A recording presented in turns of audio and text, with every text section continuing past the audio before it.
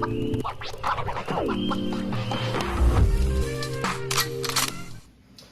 everybody, welcome back to another episode of Hey Buck Outdoors. Today I'm going to be going into a pretty interesting idea and I hope you all enjoy. Before we get into it, please do me a huge favor and smash that subscribe button if you have not already. Like, share, comment, helps us out a lot, promotes us in the algorithm and all that good stuff. Okay, so today I'm going to be going over simple food prepping everyone should do. Now, this isn't meant to be something that you blow $1,000 on at once. This is something you do over time. This is just a little bit of what I have prepped, staged away, but I've collected over many months and it hasn't broken the bank in any sort. The reason I think this is important, especially as we've seen things of lately, especially with the economy, gas especially, it looks like there's probably going to be some sort of minor to somewhat severe food shortage towards the end of this year. Nothing to be scared of. Obviously, we'll get through it like we've gotten through everything else, but it's good to have some extra stuff on hand in case it might get to the point of sparse availability and things like that. So I'm going to go over a few different ideas, so stay tuned. So number one, canned goods, right? Canned goods are very important. They have a pretty decent shelf life.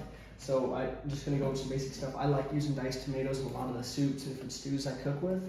Definitely going to have something like that. Your different styles of vegetables, so like green beans or corn, different stuff like that. My wife eats a lot of canned mandarin oranges, so I better be sure to have a lot of those on stock. So I've just got some basic stuff. And all this stuff is between like 79 cents and $1.50, nothing crazy. The mangoes are a little bit more expensive, but you get the idea. Now, when it comes to meats, there's plenty of different things. You can get tuna, chicken. I just got some basic, like a luncheon loaf right there. It's kind of like Spam, nothing too crazy. I'm a big fan of Vienna sausages. I grew up eating them whenever I was in the deer woods. Obviously, I'm not going to make a meal out of this, but it's a good little snack, something to tide you over. This is like little bites. You can make that, mix it in with like mac and cheese or something if you so chose. Your regular Vienna sausages and stuff like that. Moving on to the second thing, pastas, rice, beans, and oats. So these things, a little goes a long way. And most pasta you can get, especially just some off-brand stuff I picked up at the local store for like 79 cents. You can get a bunch of this stuff and some pasta sauce and have some canned tomatoes and make your own for relatively inexpensive, and pasta goes a long way. So it's definitely something good to have on hand, very inexpensive too. I also have a bag of oats. If you just want to get like the Quaker oats, some big little balls or like containers of them, that's fine too. I just happen to have this extra bag laying around, so I thought I'd bring it up. Lentils are a great one too, great to add into soups and stews. Definitely have tons of uses, and they're very, very protein rich. Give you a lot of energy to keep through. Again, all this stuff is relatively cheap. Some basic rice. This is just some large grain rice. I personally like basmati myself, but if you don't, just get whatever kind of rice you like. I'd recommend stay away from brown rice though. Typically, and there are better ways to store this. I'm looking into a food saver right now that would allow me to take something like this and extend its shelf life an extra 2 to 3 years. So moving on, flour, sugar, cornmeal. I don't have any flour, sugar. It's all over there in the kitchen. We've been using it quite a bit, but just getting a bag like this and putting it in a food saver bag, putting one of those oxygen depleters in it, put it in the freezer to get some of the, because there are going to be bug eggs and stuff, and it just happens in the milling process, the process to make the flour. But if you put it in the freezer overnight and then you put it in the fridge and let it come back to temperature after you put it in a food saver bag and then take it out, you should be pretty good.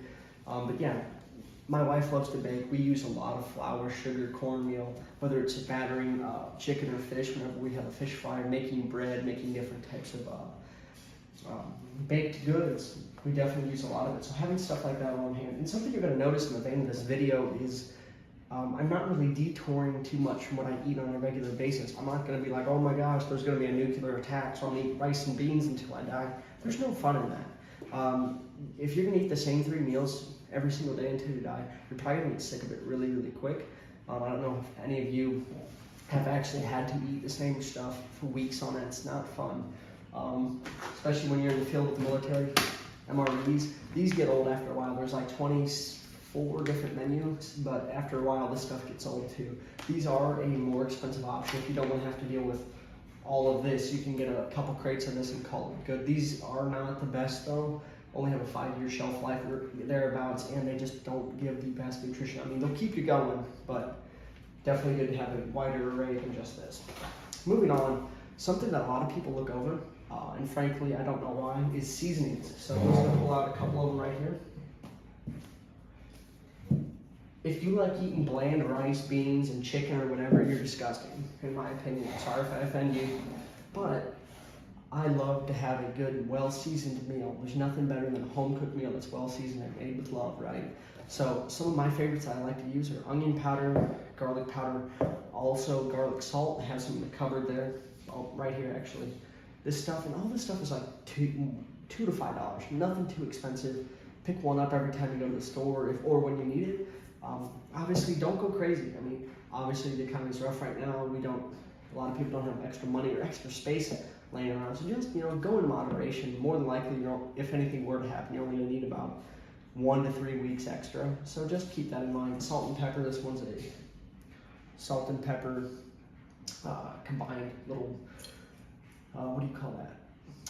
Yeah, a little shaker, something do that with. I'm blanking on words. Excuse me. Then I've got some bouillon cubes. I use the hell out of this stuff anytime I make soups, anything like that. Even it's good in marinades too. You've got plenty of uses for this stuff. And it's better than having regular beef or chicken stock, which tends to expire in a relatively short amount of time. This stuff will last you for a good while though. Something else to mention, as you can see back there, I've got water. I typically like to carry or keep at my house around 4 to 6 gallons of potable packaged water at any given time. Probably need to keep a little bit more, but something to keep in mind too is if you have a dog, and say you're in an event of, especially here in California, we have earthquakes every now and again. If your water lines are down, you want to be able to have enough water to get your significant other, your family, and your pets through that without having to go thirsty. That's definitely something that'll kill you within 72 hours if you don't have enough water. So keeping a good amount of water on, I would recommend. Say you have 2 people in the household, no pets, a gallon a day each. Multiply that by, let's say, at the very least 4 days. Have like 8 gallons of water on hand. Probably need to get a little bit more water, but for the time being, it will do. All right, so that's just some basic preps. I would recommend too having some matches, especially a lot of times if your power grid goes down, like there are rolling blackouts on the West Coast. Those of you who live out here know what I mean. But your gas line might still be on. Say you have a gas stove, but your electric starter's off. Having some matches or a good lighter, turn that baby on, you can still cook with it. It's amazing. You don't have to go out and bushcraft a flipping stove out of stone in the backyard to cook yourself some eggs in the morning. Also, I'd recommend something good if you can afford it, having a backup generator. Keep your appliances running, like your refrigerators. Obviously, it's good to have a good bit of meat on hand, but